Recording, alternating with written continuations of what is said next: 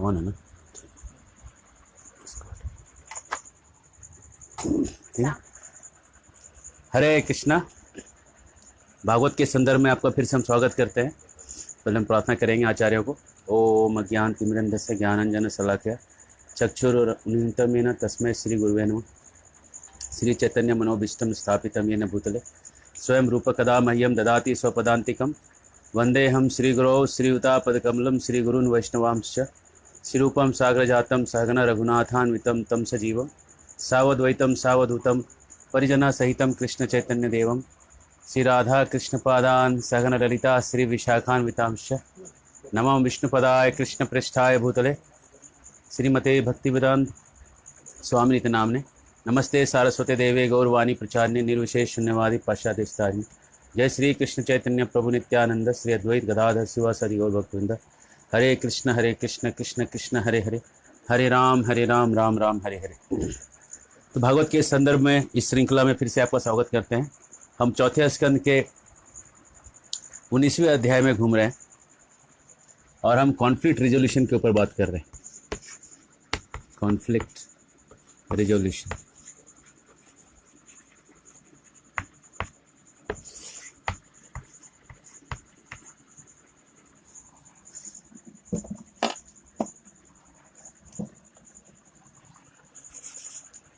स्कंद 4 अध्याय 19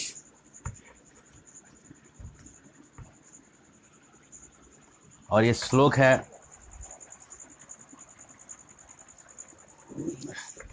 20 के आसपास।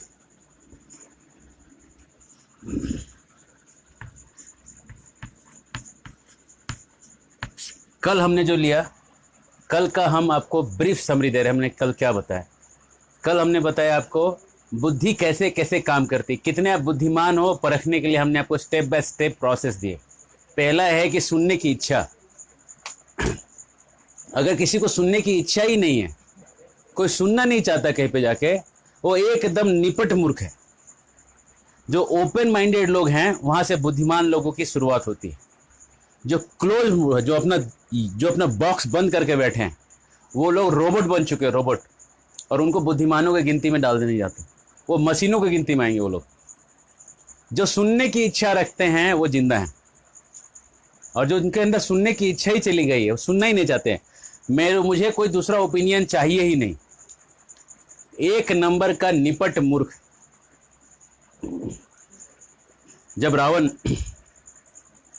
सीता को हरण करता है, हरण करने के बाद श्री रामचंद्र चढ़ाई करने आते हैं। चढ़ाई करने के समय जब उसको पता चलता है ये लोग आके बैठ गए, तो रावण वहां पे मीटिंग लेता है और मीटिंग में कुंभकर्ण, विभीषण, इंद्रजीत सबको बुलाता है। 2 मीटिंग हुए वैसे वहां पे उसके। तो एक वैसे बड़ी मीटिंग में वो पहले इंट्रोड्यूस करता है कि लीडर फर्स्ट क्लास कौन होता है। तो कहता है फर्स्ट क्लास लीडर वो है जो सबकी सुने, अपना विचार रखे और शास्त्र के हिसाब से जो बेस्ट है, शास्त्रों के हिसाब से चुन के उसको अमल करे। ये फर्स्ट क्लास लीडर, पहले दर्जे का जो नेतृत्व है, वो शास्त्रों पर आधारित, लेकिन फिर भी सबका मत लेके एक निष्कर्ष पे पहुंचा हुआ। दूसरे क्लास का लीडर वो है जो सबका मत लेता है, निष्कर्ष तक नहीं पहुंच पाता, कंक्लूजन नहीं निकाल पाता। और तीसरे क्लास का लीडर वो है जो मनमानी करता है, किसी से ओपिनियन लेता ही नहीं, बस अपने मन में जो आया बिना शास्त्र के लगा देता है। तो पहला वाला शास्त्र के आधार पे चलता है, दूसरा वाला जो है वो कॉमन ओपिनियन ही नहीं निकाल पाता है वहां से। शास्त्र के आधार पे तब तो करेगा ना, जब कॉमन ओपिनियन पे निकालेगा तब तो पता चलेगा कि इसको लगाना है कि नहीं लगाना है। लेकिन फिर भी चूंकि सबका ओपिनियन लिया है, इसलिए वो एक इंडिविजुअल के ओपिनियन से अच्छा होता है। अब जब थर्ड क्लास जो लीडर होता है वो अपने मन की चलाता रहता है, ये सबसे थर्ड क्लास लीडर है। रावण कहता है 3 तरह के लीडर होते हैं। भाई कुंभकर्ण कहता है कि भैया आप कौन से लीडर हैं, ये तीनों में आप कौन से श्रेणी में आते हैं? आप जब सीता हरने गए तो आपने मीटिंग लिया था, शास्त्रों से देखा था क्या पराई स्त्री को हरना सही है कि नहीं? तो वो तो आपने किया नहीं। अच्छा, आपने बिना शास्त्रों के कम से कम एक जॉइंट ओपिनियन लिया था क्या हम लोगों से मिलजुल के? वो भी नहीं किया। आप तो अपने मन में आया और आप जाके सीता हर के ले आए, समस्या हो गई। अब हमको यहाँ पे मीटिंग ले रहे हैं। मीटिंग अब ले रहे हैं आप, जब प्रॉब्लम शुरू हुई थी तब नहीं लिया था। तो आप कौन से लीडर होंगे भैया, जरा बताइए।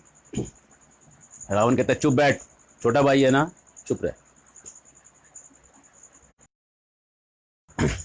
जो लीडरशिप की जो क्वालिटी है वो 1 2 3 तरह के लीडर्स होते हैं। तो फर्स्ट क्लास लीडर होता है जो शास्त्रों के साथ सबके ओपिनियन को मैच करके देखे। सब जो हमको सजेशन दे रहे हैं वो स्क्रिप्चर्स से मैच कर रहे हैं कि नहीं कर रहे हैं। तो कल हमने आपको ये बुद्धि के अलग अलग भेद दिखाए और 4 तरह से कोई भी कॉन्फ्लिक्ट को रिजॉल्व करने का दिखाया। साम, दोस्ती करिए। दाम, पैसे से आर्थिक रूप से सेटलमेंट करिए। दाम मतलब हिस्सा भी हो सकता है, जमीन आधा तुम ले लो आधा मैं ले लूंगा। दाम का मतलब केवल कैश नहीं है, एसेट्स भी हैं। अगर जमीन का कुछ लफड़ा है तो थोड़ा जमीन बंटवारा कर लिया। एरिया का लफड़ा है, ये मेरे एरिया, मैं इस एरिया का एमएलए हूँ, तू उस एरिया का एमएलए है, यहाँ तेरा खत्म होता है वहाँ मेरा खत्म होता है। ये जो दाम है मतलब ये सेटलमेंट है। ये मतलब ये साम और दाम नहीं चले तो कहते हैं तीसरा नीति है भेद नीति। लोगों को फोड़ो, जो भी अच्छे काम करने को नहीं जा रहे हैं फोड़ के उनको अलग करो। अगर आप भेद नीति नहीं खेल सकते हैं तो फिर आपका ये 2 लेवल पे आपको खेलना पड़ेगा। और भेद नीति के आगे है दंड, पनिशमेंट, डंडा, है ना। तो जब आप भगवान की भक्ति करते हो, पहले समझाते हैं। जो लोग समझ जाते हैं शाम से, है ना, जो लोग थोड़ा मठाधिपति बनना चाहते हैं उनको भगवान दाम से और जो पावर पोजीशन जिनको चाहिए, है ना, अध्यात्म भी चाहिए और पावर पोजीशन हैंकरिंग भी चाहिए, मैं मालिक हूँ ये भाव लेना है, तो उनको भगवान यहाँ पे रखते हैं, है ना। और जो ये भी नहीं करते फिर भेद, है ना, भगवान डर दिखाते हैं कि तुम जो कर रहे हो उसमें क्या, तो भेद नीति है ये। भगवान गीता में कहते हैं अगर तुम मेरी बात नहीं मानोगे अर्जुन बर्बाद हो जाओगे, तुम जो हो तुम कहीं के नहीं रह जाओगे। ये भेद नीति चलना है, तोड़ना है उसको गलतियों से हटाना है। क्लैब्यम, छक्के हो अर्जुन छक्के, भेद नीति खेलना।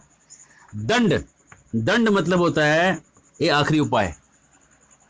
देवी आती त्रिगुणात्मक त्रिशूल लेके डंडा जीव करके, या देवी सर्वभूतेषु शक्ति रूपेण संस्थिता नमस्तस्ये नमस्तस्ये नमस्तस्ये नमो नमः।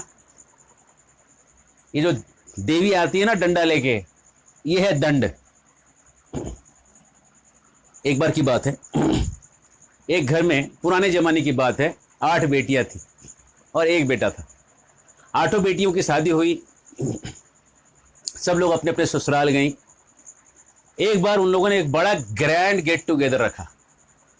सब लोग आए गेट टुगेदर में, बड़ा फंक्शन हुआ। 3 दिन तक एकदम शान और शौकत से गेट टुगेदर चलता रहा।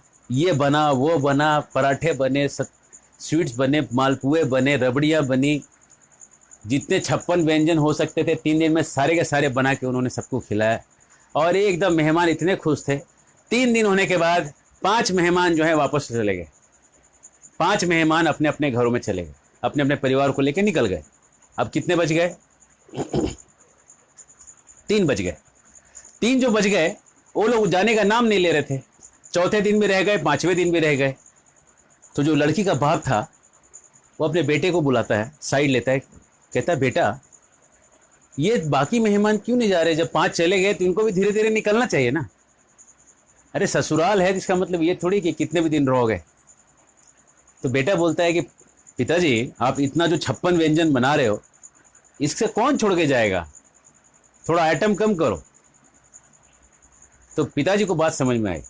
पिताजी ने आइटम कम किया, चावल दाल सब्जी रोटी ऐसा रख दिया, आइटम सादा आइटम कर दिया।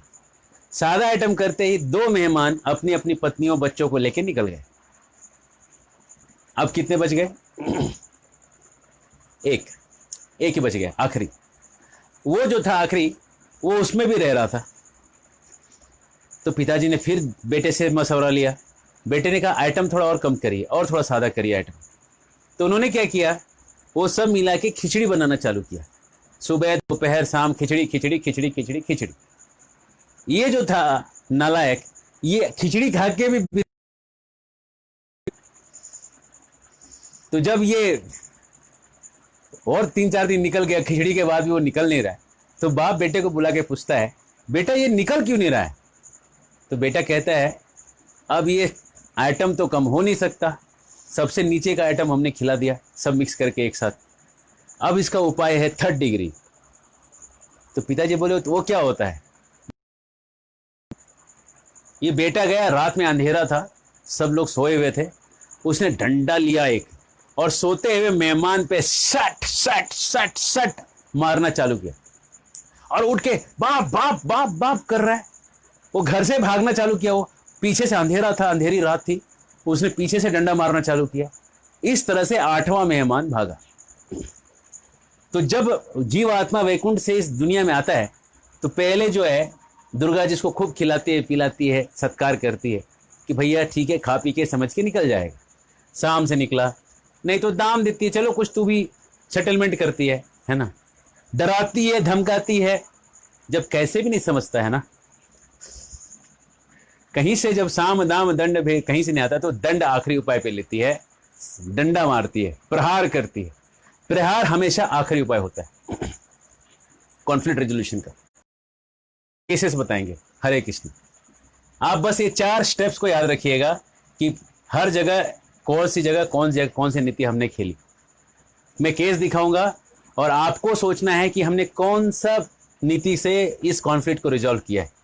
मैं आपको 2 3 4 जितना समय उतना मैं आपको केस दिखाऊंगा। आप बस केस देखते जाइए, आपको बहुत कुछ केस प्रसंग को देख के आपको बहुत कुछ समझ में आएगा।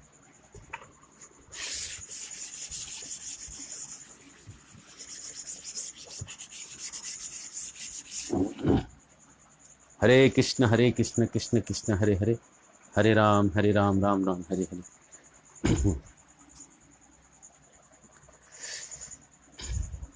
ये प्रसंग है सबसे ज्यादा हॉट बर्निंग प्रसंग है। हमेशा लोग ये कहते हैं कृष्ण ने भाई भाई का लड़ाई क्यों लगवाया, भाइयों में लड़ाई क्यों लगवाया? कृष्ण तो भगवान थे ना। एक बार की बात है, महाराष्ट्र के चीफ मिनिस्टर उनकी पत्नी पूना इस्कॉन मंदिर में आई थी, करीब 2013 या 14 की बात है। तो जब आई वो तो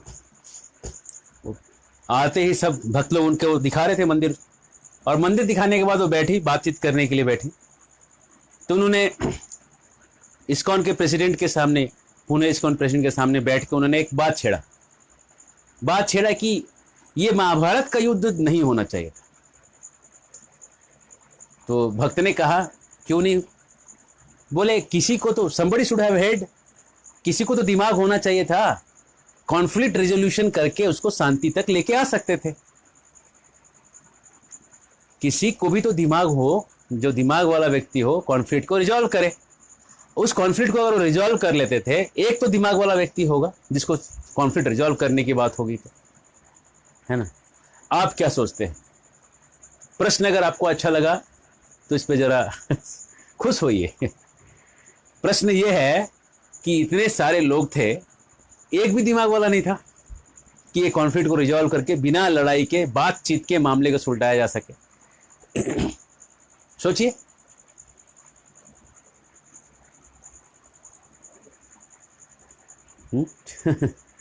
अगर ऐसी बात रहती तो फर्स्ट वर्ल्ड वॉर क्यों हुआ? पूरे दुनिया में एक भी आदमी बुद्धिमान नहीं था, इसका मतलब यही तर्क को खींचिए। पूरे दुनिया में कोई बुद्धिमान नहीं था, इसलिए फर्स्ट वर्ल्ड वॉर हुआ। और सेकेंड वर्ल्ड वॉर क्यों हुआ? क्योंकि पूरी दुनिया में कोई बुद्धिमान तभी भी नहीं था। 1905 में भी नहीं था, 1940 में भी नहीं था। 100 साल पहले तुम एक बेवकूफ थे, आज भी हो और कल भी रहोगे। कल अगर थर्ड वर्ल्ड वॉर हो जाए, इसका मतलब दुनिया में कोई होशियार नहीं है। ये कहना गलत है, ये कहना गलत है ना। अगर चाइना ने इंडिया पे अटैक किया, कल जो हुआ है अभी कुछ दिन पहले की घटना है, इसका मतलब क्या है कि चाइना और इंडिया में कोई भी बुद्धिमान व्यक्ति नहीं है, इसलिए अटैक हो गया। समझाने तो गए थे लोग। प्रैक्टिकल, कभी कभी प्रश्न पूछने में आदमी को प्रैक्टिकलिटीज को भी देखना चाहिए। ये नहीं कि हम बड़े ओहदे के हैं तो हम सब सही जानते हैं। आप क्या सही जानते हैं? दुनिया में जितनी लड़ाइयां हो रही हैं, इसका मतलब हाँ, बुद्धिमानों को चलती नहीं है, ये मानना पड़ेगा। बुद्धिमान होंगे, उनका सुनने वाला कोई नहीं है। जिनके हाथ में ताकत है, उनके हाथ में बुद्धि नहीं है, और बुद्धिमान लोगों के हाथ में ताकत नहीं है। यही दुनिया में समस्या का जड़ है। अब आप सुनिए, महाभारत के युद्ध में सीक्वेंस में क्या क्या चीजें हो रही है। पहला देखिए, भीम जब बच्चा था तो उसके लड्डू में जहर खिलाया, खाने में जहर खिलाया उन लोगों ने। इसको माफ किया जा सकता है क्या? सोचिए, किसी बच्चे को जहर खिला के मारना, क्या इसको माफी दिया जा सकता है? मैं तो नहीं दूंगा। मेरे हाथ में अगर कमान हो तो ऐसे व्यक्ति को उसी समय लटका दूंगा ऊपर, और वो भी पब्लिक में, छिपके नहीं। और सारे मीडिया वालों को बोलूंगा इसको लाइव टेलीकास्ट करो।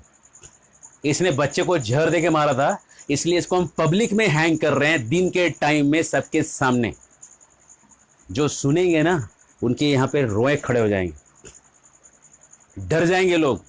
अगले बार जो ऐसा कोई करेगा ना, सोचेगा भी नहीं, करने के बाद छोड़िए। तो ये उसने पहली गलती किया, भीम को जहर दिया। ये कौरवों ने गलती पे दूसरी गलती, लाक्षागृह, इसको आग लगा दिया। देखिए कितनी गलतियां हो रही है, एक के बाद एक। जिस घर में आप रह रहे हैं, उस घर को कोई आग लगा दे, और तो और घर बना के इसलिए दिया है कि उसको आग लगा के जलाया जा सके। सोचिए कितनी गहराई वाली बात है। क्या है, माफ किया जा सकता है? व्यक्ति जो आपके घर में आग लगा के आपको मारना चाहे, उसको कोई माफ करेंगे?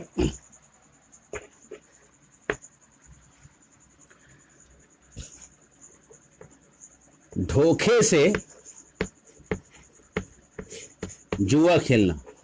क्या धोखा था जुआ खेलने में? शकुनी के पास जो पासे थे उसके अपने, उसने पहले ही दुर्योधन को दे रखे थे, और जब वो खेलने गए तो दुर्योधन के पासे से शकुनी को खेलना था, तो पहले उन्होंने एक्सचेंज करके रखा था। तो दुर्योधन के पासे शकुनी ने ले लिए, जो एक्चुअली शकुनी के ओरिजिनल पासे थे, और उस पासे से उन्होंने गेम खेलना चालू किया, और एक छल के द्वारा पांडवों को हराया गया। तो अगर कोई आपके साथ पूरा आपका सारा प्रॉपर्टी अगर आपको धोखे से ले ले, उसका मरना कोई पाप वाला काम नहीं।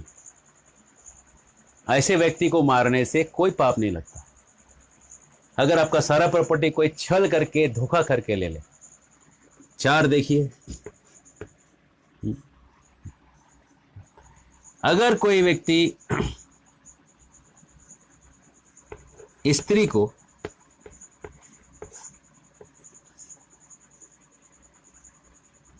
अत्याचार करे, द्रौपदी को भरी सभा में बालों से खींचते हुए लाया गया, और ऐसे अत्याचार के बदले में उस व्यक्ति को तुरंत मृत्यु दंड मिलना चाहिए, है ना? तो द्रौपदी को भी तो न्याय मिलने में 13 साल लग गए, है ना? निर्भया को जल्दी मिल गया, तभी भी लेट हुआ था, लेकिन न्याय तो मिलना चाहिए, दंड तो मृत्यु का ही मिलना चाहिए। ये सब चीजें होने के बाद, है ना, उनको अभिमन्यु को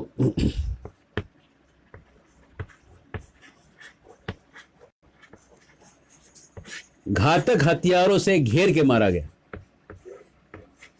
घातकता के साथ घेर के मारा गया। अनजस्ट था वो। 7 लोगों ने मिलकर एक आदमी को मारा, ये एकदम अनजस्टिफाइड बिहेवियर था। इसलिए ऐसा जब कोई व्यक्ति करे तो शास्त्र कहते हैं वहां पे आप कॉन्फ्लिक्ट रिजोल्यूशन मत करो। वहां पे बस शक्ति है तो बस लगा दो शक्ति, मार डालो, कोई पाप नहीं इनको मारने में। कॉन्फ्लिक्ट रिजोल्यूशन जो है इसके पहले तक के स्टेज है। अगर कोई कहता है कि कृष्ण ने भाई भाई की लड़ाई क्यों लगाई, तो भाई कैसे थे देखिए, जहर खिलाते थे, घर में आग लगाते थे, जुए में हड़पते थे, उसकी बीवी पे, अपनी बहन की बीवी को, मतलब भाभी जो माँ समान, उसको ये लोग सरेआम बालों के साथ खींचते हुए लाए थे और ऐसे स्त्री पे अत्याचार कर रहे थे और उनके बच्चों को उन्होंने घातकता से मारा। 5 पांडवों के 5 बच्चों को, सोते हुए बच्चों को काट डाला। ऐसे व्यक्ति को मृत्यु दंड ही कॉन्फ्लिक्ट रिजोल्यूशन है। इसके लिए एक ही कॉन्फ्लिक्ट रिजोल्यूशन है, मृत्यु दंड। ये मृत्यु दंड से कम में कॉन्फ्लिक्ट रिजोल्व नहीं होगा।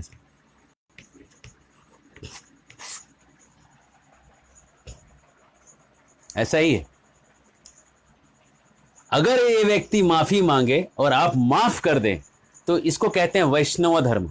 अब ये सामान्य धर्म, अभी तक हम सामान्य धर्म की बात कर रहे थे, लेकिन अगर कोई गलती करके भी अगर कोई माफी मांगे, अश्वत्थामा ने द्रौपदी के 5 बच्चों को मारा और वो द्रौपदी के पैर पे गिर गया, द्रौपदी ने उसको माफ कर दिया और बाकी लोगों ने भी उसकी जान बख्श दी। ये माफ करना एक वैष्णव धर्म है जो एक मानव धर्म से ऊपर है।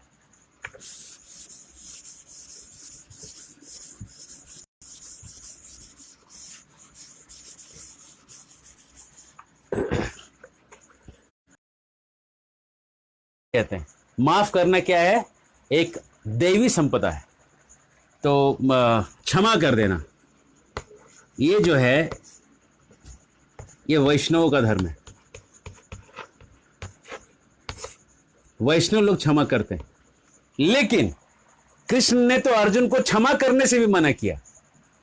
तुम क्षमा भी मत करो, और इसके लिए अर्जुन को दोषी नहीं मान सकते, न कृष्ण को दोषी। क्यों कृष्ण को दोषी नहीं मान सकते? क्योंकि मानव धर्म के अगेंस्ट जब वो चला गया है, उसका मरना कोई गलत नहीं। और जो लोग मानवता मानवता मानवता की हल्ला करते हैं, उनको अपने परिवार में ये सोच के देखना चाहिए कि अगर उनको रात में घर में जला दिया जाए तो कल होके क्या वो सरकार को बोलना चाहिए कि सारे मानवता वाले जल गए, इस पे केस नहीं हो सकता है क्योंकि मानवता वाले थे। आप लोगों को उनके बदले में कोई कष्ट ना हो, बराबर है। जो मानवता वाले अगर इनके घर में आग लग जाए, उनको कोई जहर खिला दे, उनको कोई काट डाले, उनकी स्त्री के साथ अत्याचार कर दे, तो मानवता वाला नहीं करना चाहिए कहीं भी जाके। जो भी ह्यूमन राइट्स चिल्लाते हैं, इन लोगों को कोई केस करने का अधिकार नहीं है, क्योंकि वो लोग क्या करते हैं कि इसके ऊपर से हल्ला करते रहते हैं, सरकार को पूछते रहते हैं कि ये हो गया, अरे किसी ने किसी को मर्डर कर दिया है, इसको हैंग होना चाहिए, इसको फांसी लटकाना चाहिए। ये मानवता बोलते, मानव जाति खतरे में है, उसको कैसा लगेगा लटकने के समय? अच्छा, मरने के समय उसको कैसा लगा था? जब मार रहा था तब तुम सो रहा था, मार रहे थे तब भी तुम जगे थे, अब तुम मरोगे भी तो जगे रहोगे। Better you die. इनको मरना ही। लेकिन अगर कोई ऊपर उठ के क्षमा कर दे, वो वैष्णव धर्म है। वैष्णव लोग क्षमाशील होते हैं, क्षमा कर देते हैं। लेकिन फिर भी कृष्ण ने बोला, नहीं अर्जुन, ये तुम्हारा पर्सनल मैटर नहीं है कि तुम क्षमा कर दोगे। ये तुम्हारे घर का मामला नहीं रहा कि तुम्हारे भाई। अर्जुन, ये मामला देश का है, समाज का है, पूरे विश्व का है। तुम या तो हर स्त्री के ऊपर अत्याचार करेंगे और हर एक घर में स्त्रियों को सताया जाएगा, हर एक घर में जहर खिलाया जाएगा, हर व्यक्ति दूसरे के घर को जलाएगा। ये ऐसा उदाहरण प्रस्तुत होगा जो सबके लिए घात होगा। अर्जुन, उठो और मारो इनके ऊपर बाण।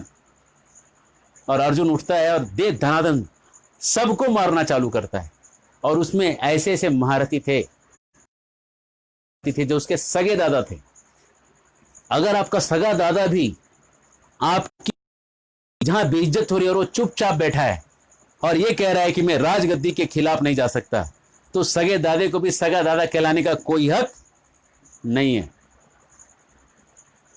उसका एक ही हक है कि तीरों से छलनी कर करके उसको मारा जाए, जिससे उसका खून का कतरा कतरा निकले और वो शुद्ध हो जाए, वो प्यूरिफाई होगा वैसे ही। अरे तेरे सामने तुम्हारे खानदान की बहू का इज्जत निकाला जा रहा है और तुम वो कुर्सी का लेके बैठे हो। मैंने वचन लिया था कि मैं राज गद्दी को बचा के रखूंगा। बचाओ राज गद्दी, अब बच रही राज गद्दी ना। तीर लगे पूरे से। लेकिन भीष्म खुश थे, क्योंकि भीष्म एक वैष्णव भी थे। वो अंदर से बहुत खुश थे कि चलो आखिर में अच्छे लोगों के हाथ में सत्ता चली गई। ये बात है कॉन्फ्लिक्ट को रिजॉल्व करने का। एक केस हमने देखा कि महाभारत की लड़ाई में कृष्ण का भाई भाई का लड़वाना एकदम जायज था, और किसी को नहीं लगता है कि जायज था, फिर से ये मेरे टॉक को फिर से रिपीट करके सुने, सारे पॉइंट्स उसको मिलेंगे कि मैं क्या बोल रहा हूं। उसके बाद भी किसी को प्रश्न है, किसी भी ओपन फोरम में हम डिबेट करने के लिए आ सकते हैं। आपका हार्दिक स्वागत है। दूसरा केस लेते हैं कॉन्फ्लिक्ट रेजोल्यूशन का। एक दूसरे टाइप का केस लेते हैं। ये केस ऐसा है, केस है विभीषण।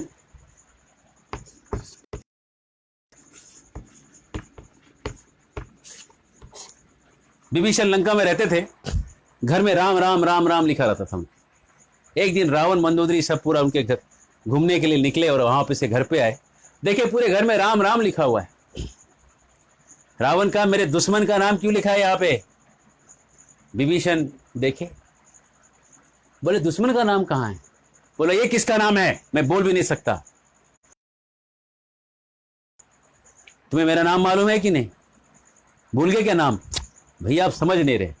रा मतलब रावण, म मतलब मंदोदरी, रावण मंदोदरी, रावण मंदोदरी, रावण मंदोदरी, रावण मंदोदरी। मैं तो बस आप दोनों का ही नाम जपता रहता हूं, आपका नित्य सेवक। रावण बोला ये सीक्रेट पूरे लंका में लिखवा दो राम राम। बोला जैसी आ गया। विभीषण जब एक मीटिंग हुआ और मीटिंग में सब लोग रावण को समझा रहे थे, विभीषण ने सीधा सीधा बोल दिया ये आपने गलत किया, ये एकदम गलत किया आपने। पराई स्त्री को जो आप हर के ले आए हैं, इज्जत के साथ लौटा दीजिए।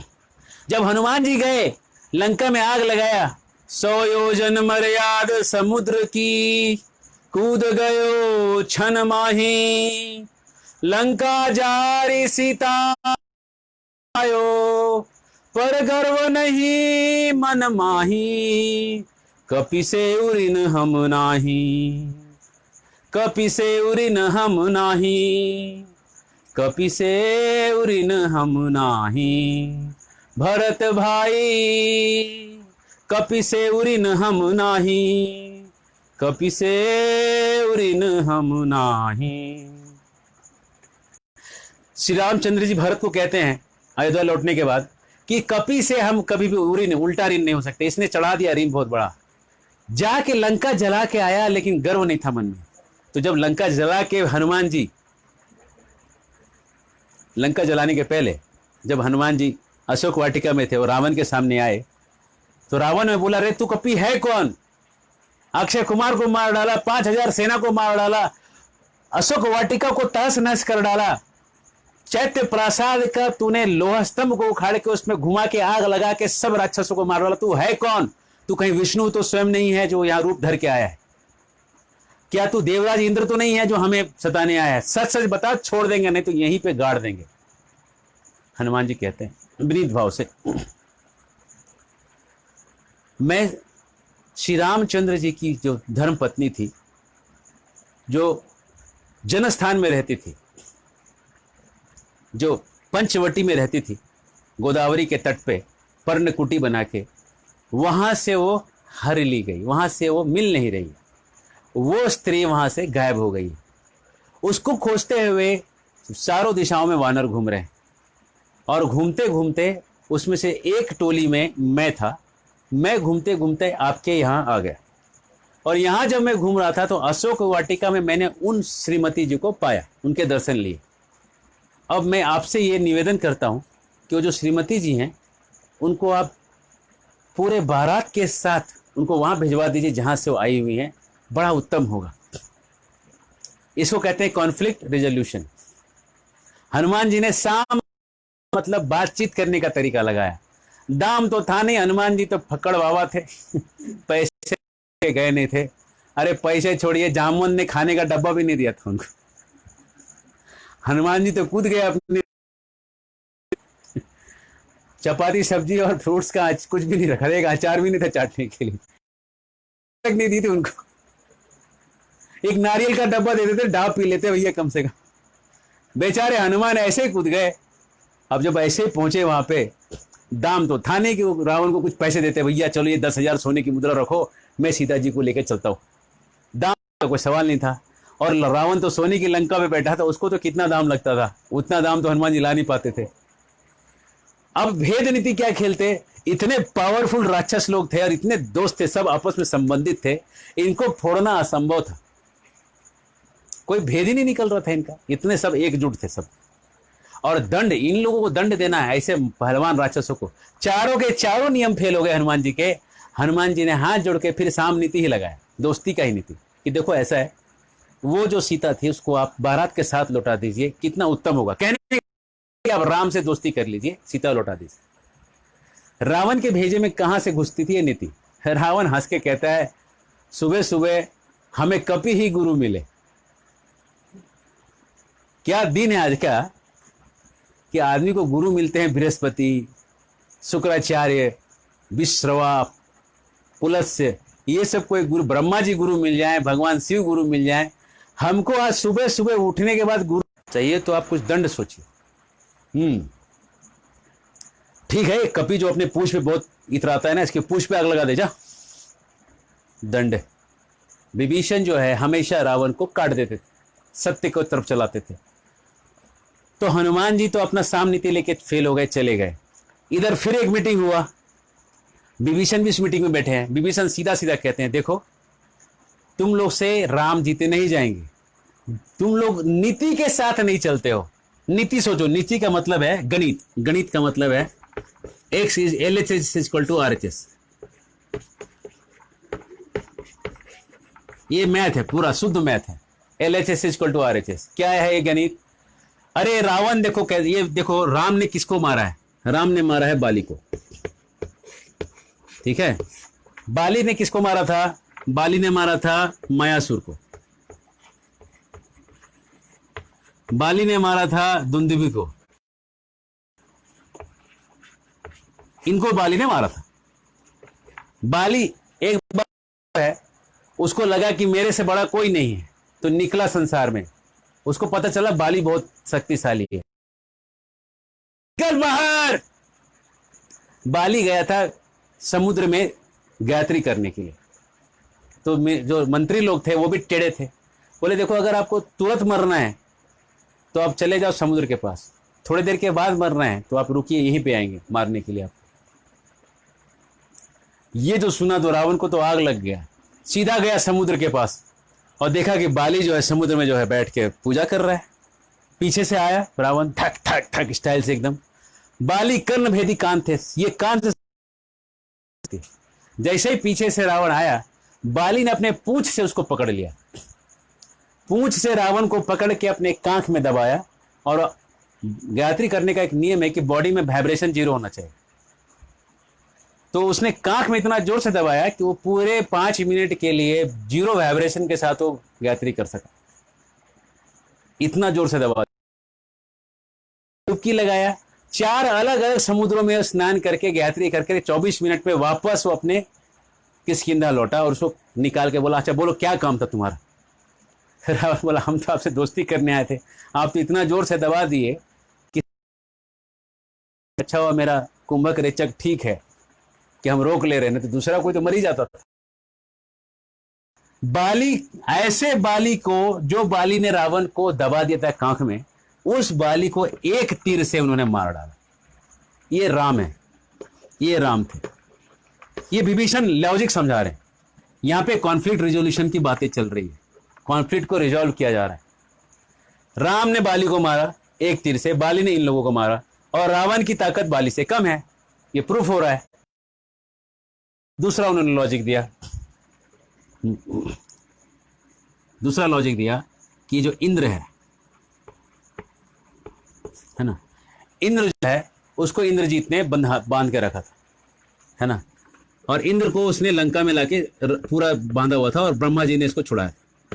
अब ये कह रहा है, विभीषण कह रहा है कि ये जो इंद्र है, ये इंद्र की सारी ब्रह्मा जी से आती। और ब्रह्मा जी जो हैं उन्होंने ही प्रार्थना किया है, और वो नरसिंहदेव प्रकट हुए थे, और नरसिंहदेव प्रकट होके हिरण्यकशिपु हिरण्याक्ष को मारे थे। और वही नरसिंहदेव जिन्होंने हिरण्यकशिपु हिरण्याक्ष को मारा था वही राम बन। तो जो ब्रह्मा से डरता नहीं, जिससे कि रावण तुमने आशीर्वाद लिया है और इतना उड़ रहे हो, ब्रह्मा जी से जाके तपस्या किए थे ना, एक टांग पे खड़ा होके ओम ब्रह्मदेवाय नमः, वही किए थे ना तुम लोग। हम भी तो थे, विभीषण भी गए थे।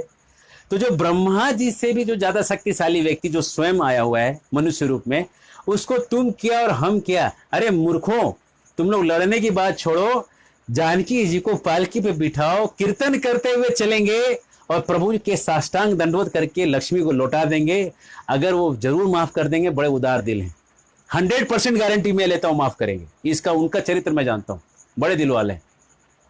इंद्रजीत सुना तो कहता है, चाचा श्री कायरों की बातें बातें मत करिए, जहां इंद्रजीत स्वयं खड़ा है, इंद्र को जिसने हराया है। और बाली की बात मत करिए, बाली तो वो पहले ही मारा जो चुका है। जो मर गए उनकी बात मत करिए, जो जिंदा है उनकी बात करिए। और रावण जब सुना, रावण भी उठ गया, कहता है भाई मैं समझ गया, तू क्या है, मेरा विद्रोही है, तू चाहता है कि मैं मरूंगा, तुझे राज्य मिलेगा। जैसे हाथियों के दुश्मन हाथी होते हैं ना, वैसे राक्षसों के दुश्मन राक्षस होते हैं। निकल जा यहां से, मैं नहीं चाहता तू यहां रहे। विभीषण हाथ जोड़े हवा में गए, 4 लोगों को अपने साथियों को लेकर उड़ गए, और ऊपर जाके कहते मैंने तो समझाने, जाके प्रिय न राम वैदेही, जाके प्रिय न राम वैदेही, तजिए ताके कोटि बैरी सम, यद्यपि परम स्नेही, जाके प्रिय न राम वैदेही। जिनके राम सीता प्रिय नहीं है तो करोड़ों वैरी के समान त्याग दीजिए। बलि गुरु तजयो कांत गोपीगण, बलि ने अपने गुरु को त्याग दिया, भरत ने अपनी मां को त्याग दिया। भय मुद मंगलकारी, जाके प्रिय नाराम वैदेही। तो किशन ने घर छोड़ दिया। रावण समझने वाला था नहीं, वो आ गया उड़ के समुद्र के इस पार, जहां पे बानर सेना बैठी थी। राम बैठे थे, हनुमान बैठे थे, सुग्रीव बैठे थे, अंगद बैठे थे, जामुन बैठे थे, नल नील सुहोत्र सारे बड़े बड़े बंदर बैठे थे। वहां पे वो पहुंच गए आकाश में, और आकाश से कहते हैं मैं यहां शरण लेने आया हूं। सुग्रीव ने जाके राम को कहा, क्या कहता है, देखिए उसको क्या सुना है, क्या कहता है, ध्यान दीजिएगा इसके बाद। वो रावण जो आपका दुश्मन है प्रभु, उसका छोटा भाई अपने खेमे में सेंध लगाने के लिए, अवसर पाके हमको मारने के लिए आया है, और ऊपर से कह रहा है कि मैं यहां शरण लेने आया हूं। क्या करना है बताइए। ये सुग्रीव का अपना वर्जन।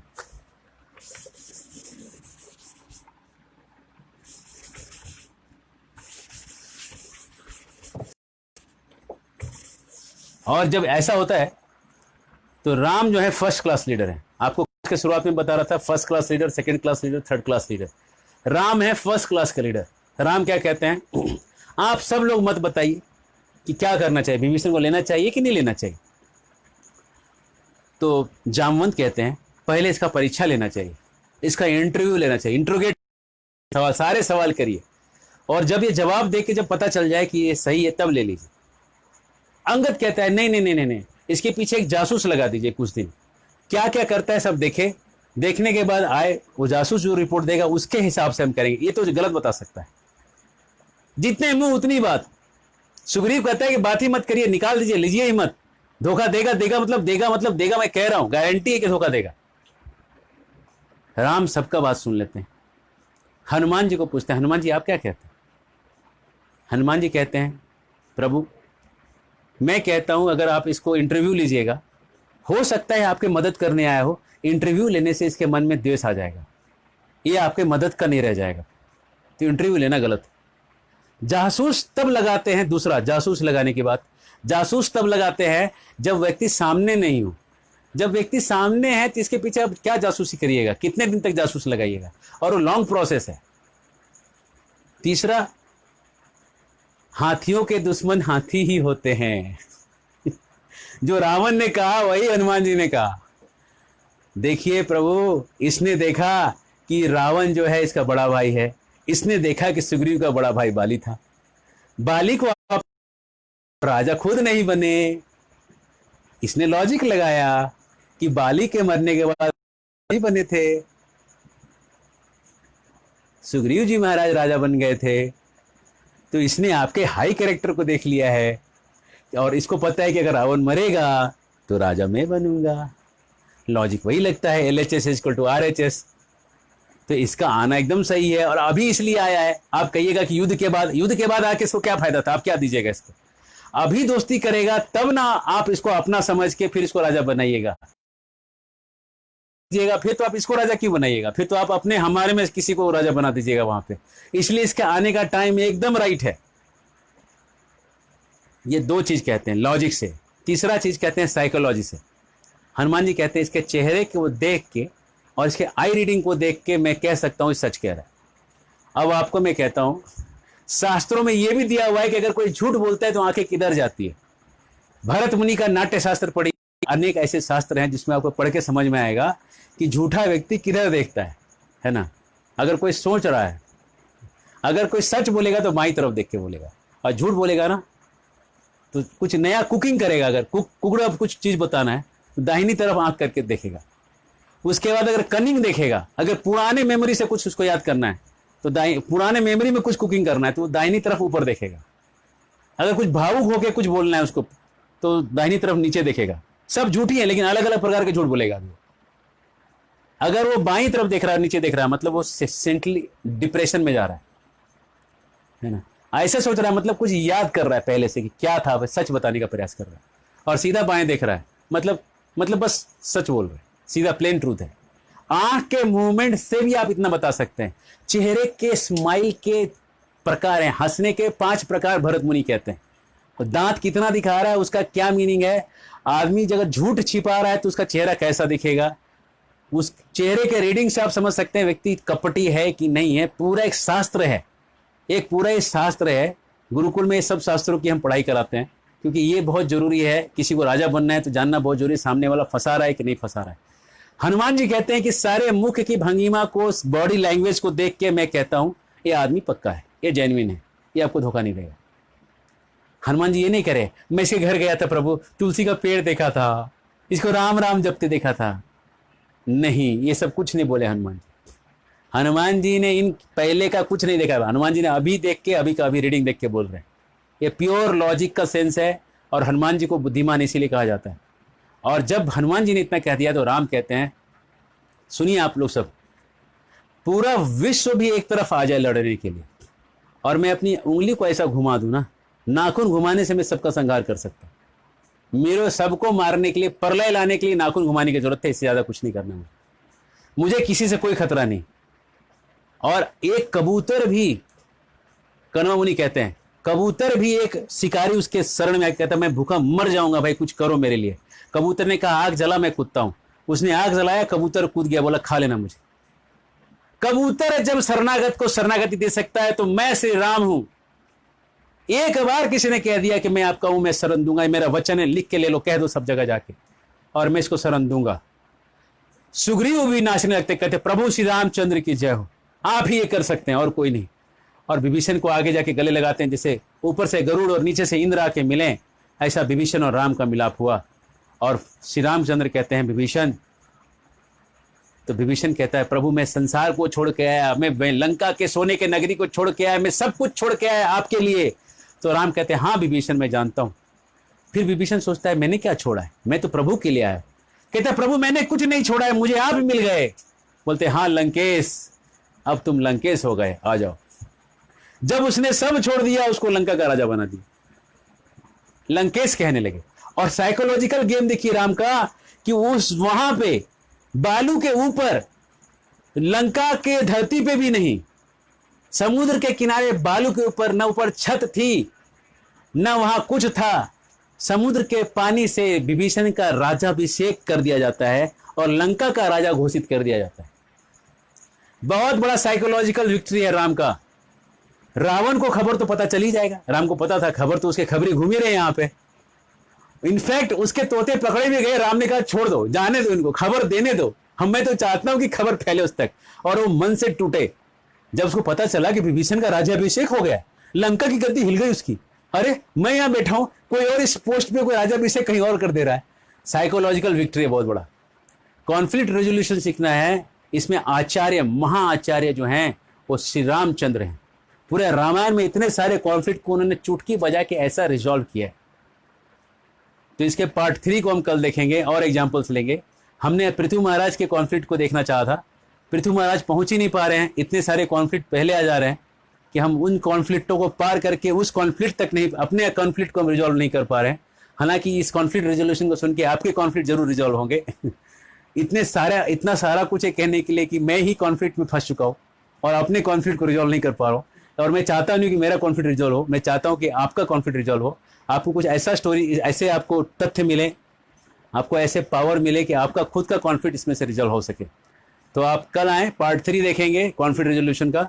और इस स्टोरी से हमने ये सीखा कि अगर आपके अंदर कॉन्फ्लिक्ट रेजोल्यूशन की शक्ति है तो आपके अंदर एक लेवल का आपको साइकोलॉजिकल वॉरफेयर को आपको समझने को आना चाहिए, एक लेवल का आपको दूसरे के माइंड को समझना आना चाहिए।